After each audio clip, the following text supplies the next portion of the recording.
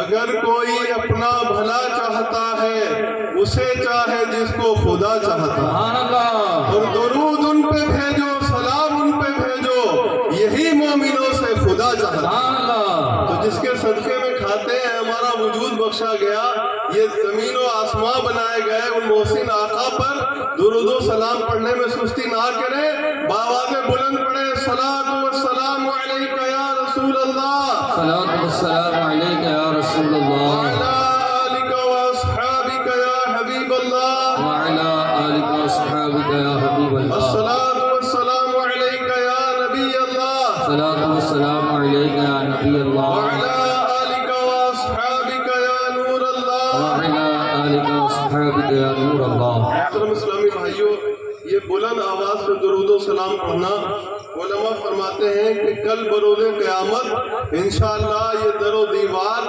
یہ درخت، یہ شامیانہ ہمارے درود و سلام پڑھنے کی گواہی دیں گے انشاءاللہ۔ یہ الحمدللہ ہم اہل سنت و جماعت کا عقیدہ ہے کہ ہم جو یہاں سے درود و سلام پڑھتے ہیں، یقیناً ہمارے آقا صلی اللہ علیہ وسلم مدینہ منورہ میں اپنے روضہ انور پر یہ ملاحظہ فرما رہے ہوتے ہیں۔ اب یہ ہماری عقیدت جتنی ہوگی اتنا ہی انشاءاللہ یہ ہمارا ثواب بڑھتا چلا جائے گا۔ آپ کو ترغیب کے لیے عرض کریں، جیسا کہ الحمدللہ اس وقت یہ مہینہ چل رہا ہے، حج کے رجسٹریشن کرائے جا رہے ہیں، آج اس کی آخری تاریخ ہو گئی ہے، ہو سکتا ہے اگر اللہ کرے اور تاریخ بڑھ جائے، جو رہ گئے وہ بھی اس میں سے فیضیاب ہو جائیں۔ حج کا پربہار موسم تھا۔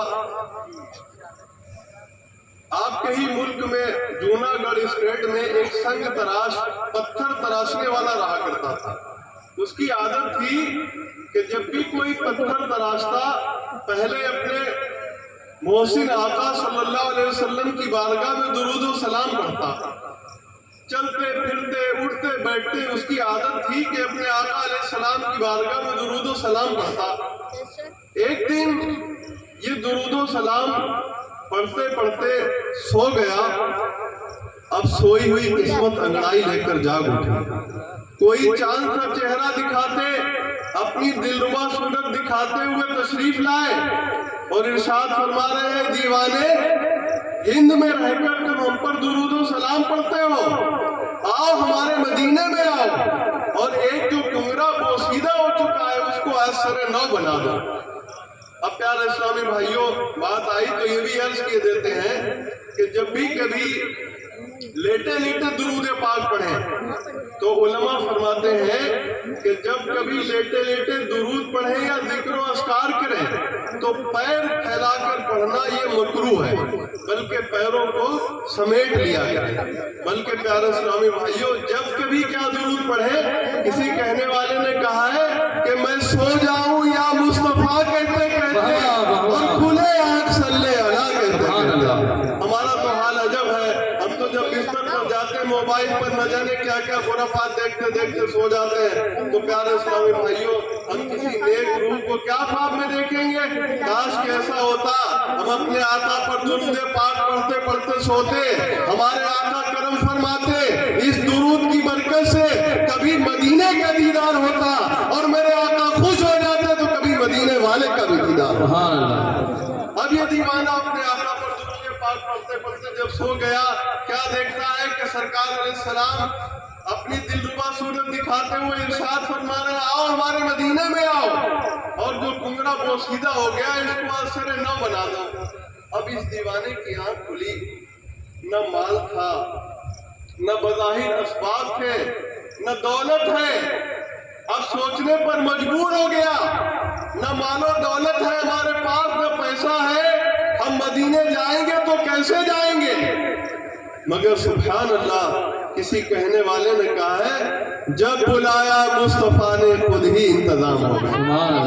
اب یہ دیوانہ اپنے اولاد کا تھیلا اس نے لیا اور اپنے کاندھے پر ڈالا۔ اب پیارے اسلامی بھائیوں غور کیجئے کہ پانی، گہرے پانی میں سمندر کا جو جہاز تھا وہ اس میں کھڑا ہوا تھا، پانی والا جہاز۔ کپتان کی لاکھ کوشش کے باوجود سفینہ مدینہ اپنی جگہ سے ہلنے کا نام نہیں لے رہا ہے، اور یہ دیوانہ اس نے اولاد کا تھیلا اپنے کاندھے پر ڈالا اور زبان حال سے گنگناتا ہوا چل پڑا، کہاں کی دولت کہاں کا منصب، قسم خدا کی یہ ہے حقیقت، اور جنہیں بلایا ہے مصطفیٰ نے وہی مدینے کو جا۔ سبحان اللہ سبحان اللہ۔ ارے وہ تو مدینہ ہے۔ محترم اسلامی بھائیوں، ہمارا عقیدہ تو یہ ہے کہ ارادے لاکھ بنتے ہیں مگر سب ٹوٹ جاتے ہیں، اور وہی اجمیر جاتے ہیں جنہیں خواجہ بلاتے ہیں۔ واہ واہ وہ یہ سبحان اللہ۔ سوچے کہ ہم والو دولت کی بیس پر مدینہ ہوا ہے، یہ ممکن نہیں ہے۔ ارے مدینے تو وہ جاتا ہے جس کو میرے آقا بلایا کرتے ہیں۔ آپ نے بارہ اپنی بستی میں بھی دیکھا ہوگا، بڑے بڑے پیسے والے، بڑے بڑے دولت والے آئے اور وہ اس سعادت سے محروم رہے، اور کتنے آپ نے ایسے دیکھے ہوں گے کہ جن کے پاس بظاہر کچھ نہیں ہوتا ہے اور میرے آقا کرم فرما دیتے وہ مدینے پہنچ جاتے۔ تو اب یہ دیوانہ جیسے ہی اس سمندر کے کنارے پہنچا، اب کپتان حیران ہے کہ وجہ کیا ہے، نہ کوئی خرابی ہے نہ کوئی کمی ہے، یہ سفینہ مدینہ اپنی جگہ سے چل کیوں نہیں رہا؟ کسی کی نظر دور سے آتے ہوئے مسافر پر پڑی تو یہ کہنے لگا، ایسا معلوم ہوتا ہے کوئی عاشق صادق ہے جو چھوٹا جا رہا ہے، جس کی وجہ سے یہ جہاز اپنی جگہ سے ہل نہیں رہا ہے۔ اب اس دیوانے کے لیے پیارے اسلامی بھائیوں، جو جہاز گہرے پانی میں کھڑا ہوا تھا، اس کے لیے ایک کشتی لائی گئی، اس میں سوار کیا، اور پھر اس کے بعد اس کو اس پانی کے جہاز میں جب سوار کر دیا، جیسے ہی اس میں سوار ہوتا ہے اب وہ سفینہ مدینہ سوئے مدینہ چلنے لگتا۔ سبحان اللہ سبحان اللہ۔ اب جب یہ دیوانہ اس میں سوار ہو گیا تو اب نہ کسی نے اس سے کاغذات طلب کیے نہ پاسپورٹ طلب کیا۔ محترم اسلامی بھائیوں، حقیقت تو یہ ہے کہ جس کو میرے آقا صلی اللہ علیہ وسلم نے بلایا ہے اس کو کوئی دنیا دار کیا روک سکتا ہے؟ نہیں بے شک۔ اب یہ دیوانہ دیکھتے ہی دیکھتے پیارے اسلامی بھائیوں جب مدینہ منورہ پہنچا، ایسا معلوم ہوتا تھا کہ جیسے خدام حرم اس دیوانے کے آنے کے منتظر کھڑے ہو، اور جیسے ہی ان کو دیکھا فوراً ان کو سینے سے لگایا، اور پھر اس کے بعد وہ سب جو کنگرا بوسیدہ تھا اس کو لے جا کر جب دکھایا تو پیارے محترم اسلامی بھائیوں، انہوں نے جب دیکھا وہ کنگرا بوسیدہ جو سرکار علیہ السلام نے ان کو ارشاد فرمایا تھا، واقعی اسی حالت میں جب انہوں نے پایا، اب سوچنے کی بات یہ ہے کہ کوئی عاشق یہ کیسے گوارا کر سکتا ہے کہ دونوں جہاں کے آقا صلی اللہ علیہ وسلم زمین پر تشریف فرما ہو اور کوئی عاشق اوپر چڑھ جائے؟ چڑھنا تو الگ نہ سوچ بھی نہیں سکتا۔ مگر پیارے اسلامی بھائیوں، الامر فوق الادب کے تحت اس دیوانے نے اپنے کمر میں رسی باندھی اور خدام حرم کی مدد سے یہ دیوانہ گھٹنوں کے بل اوپر چڑھا، اور جب اس کنگرے کو اثر نو بنا چکا، جب فارغ ہو گیا، اب اس دیوانے کی روح نے پلٹنے سے انکار کر دیا۔ دیکھنے والوں نے دیکھا جو ابھی چند لمحے پہلے اس کنگرے کو اثر نو بنا رہا تھا، دیکھتے ہی دیکھتے جب وہ زمین پر آیا تو اس کی روح کفت انتلی سے پرواز کر چکی تھی۔ اللہ سبحان۔ جب تیری یاد میں دنیا سے گیا ہے کوئی، جب تیری یاد میں دنیا سے گیا ہے کوئی، جان لینے کو دلہن بن کے قضا آئی ہے۔ اے پیارے محترم اسلامی بھائیوں، بلا شبہ ہمیں بھی اس بات پر یقین ہے کہ وہ عاشق صادق کو موت آئی تو کہاں پر آئی؟ میرے آقا صلی اللہ علیہ وسلم فرماتے ہیں، اے لوگوں اگر ہو سکے تو مدینے میں مرو، اس لیے کہ یہاں کے سارے راستے جنت کو جاتے ہیں۔ بے شک بے شک۔ اور پیارے اسلامی بھائیوں، غور کا مقام یہ ہے کہ اس دیوانے کو موت آئی تو کہاں پر آئی؟ میرے آقا صلی اللہ علیہ وسلم کے سبز سبز گنبد پر وہ دیوانہ نچھاور ہو گیا۔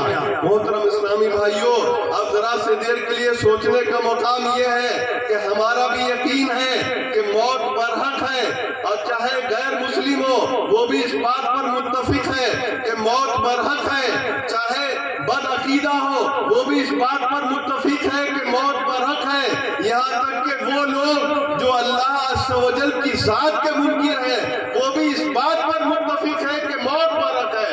مگر پیارے پیارے اسلامی بھائیوں، یہ کوئی نہیں جانتا کہ موت کہاں آئے گی۔ ہر شخص یہ جانتا ہے کہ موت تو ضرور آئے گی، مگر یہ کوئی نہیں جانتا کہ موت کہاں پر آئے گی، موت کس حال میں آئے گی، مرنے کے بعد ہمیں 2 گز زمین نصیب ہوگی یا نہیں ہوگی، یہ کوئی نہیں جانتا۔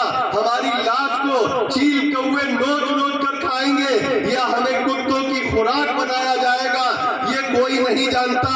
اے محترم اسلامی بھائیوں، جب یہ کوئی نہیں جانتا ہے تو آئیے اس سے پہلے کہ جب ہمارا رشتہ حیات ختم ہو جائے، ہم بھی اس دنیا کو چھوڑ کر چل پڑے ہوں اور ہمارا رشتہ حیات ختم ہو رہا ہو، ہم اس سے پہلے اپنی جانے کی تیاری کر لیں۔ محترم اسلامی بھائیوں، یاد رکھیے، جو کام پہلے سے تیاری کی جاتی ہے، جس کا پہلے سے محاسبہ کیا ہوا ہوتا ہے، اس میں آسانیاں ہوتی ہیں، اس میں آگے سہولت مہیا ہوتی ہے۔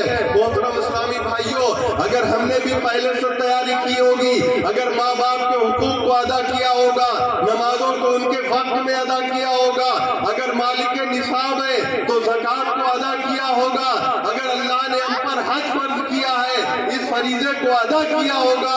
محترم اسلامی بھائیوں، اگر ہم نے اپنے بڑوں کی عزت کی ہوگی، چھوٹوں پر شفقت کی ہوگی، اب جب موت آئے گی تو انشاءاللہ اس کا انداز یہ ہوگا، ایسے موت کا فرشتہ روح نکال لے گا کہ جیسے گندے ہوئے آٹے میں سے بال نکل جاتا ہے اور پتہ نہیں چلتا۔ سبحان اللہ۔ تو پیارے محترم اسلامی بھائیوں، آج ذرا سی دیر کے لیے اگر ہم توجہ کریں تو ہمارا حال یہ ہے، ہماری صبح کیسے گزرتی ہے، ہماری شام کیسے گزرتی ہے۔ دن میں ہمیں نمازیں پڑھنے کی توفیق نہیں مل پاتی، ماں باپ کا دل دکھانا ہمارے لیے معاذ اللہ کوئی برا سمجھنے کو تیار نہیں۔ ایک بات یاد رکھیے، اللہ کے رسول صلی اللہ علیہ وسلم فرماتے ہیں، اللہ عز و جل اگر چاہے تو تمام گناہوں کی سزا، غور کیجئے، اللہ پاک اگر چاہے تو تمام گناہوں کی سزا اٹھا کر قیامت تک کے لیے رکھ سکتا ہے۔ یعنی نماز چھوڑی، روزہ چھوڑا، زکوٰۃ نہیں ادا کی، پڑوسیوں کے حق کو مارا، غرض کے اس طرح کے جو بھی گناہ ہیں، اگر ہم نے گناہ کیے ہیں اور اللہ پاک اگر چاہے تو قیامت تک کے لیے ان کی سزا رکھ سکتا ہے، ہمیں سزا نہ دے، مگر ماں باپ کو ستانے والوں کو، ماں باپ کا دل دکھانے والوں کو پروردگار عز و جل جب تک موت نہیں دے گا جب تک کہ وہ ذلیل و رسوا نہ ہو۔ اللہ اکبر۔ پیارے محترم اسلامی بھائیوں، ہمارا عقیدہ ہے، میرے آقا صلی اللہ علیہ وسلم نے جو فرما دیا، یہ زمین تو پھٹ سکتی ہے، آسمان تو زمین پر نازل ہو سکتا ہے، مگر فرمان رسول اللہ کبھی غلط نہیں ہو سکتا۔ اے ماں باپ کو ستانے والوں، اے ماں باپ کا دل دکھانے والوں، اے ان کی نافرمانیاں کرنے والوں، اے ہنس ہنس کر ان کے حکموں کو ٹالنے والوں، تمہیں لمحہ فکریہ ہے، ذرا سا غور تو کیجئے، اگر ہم کہیں ماں باپ کو ستاتے ہوئے پیارے اسلامی بھائیوں اپنی زندگی کو گزار رہے ہیں تو فرمان رسول اللہ ہے کہ تمہیں جب تک موت نہیں آئے گی جب تک کہ ذلیل و رسوا نہ ہو جاؤ۔ میرے آقا نے جب یہ فرما دیا ہے تو یقیناً پیارے اسلامی بھائیوں یہ ہو کر رہے گا۔ ایک مرتبہ ایک مختصر سی آپ کو حکایت عرض کرتے ہیں۔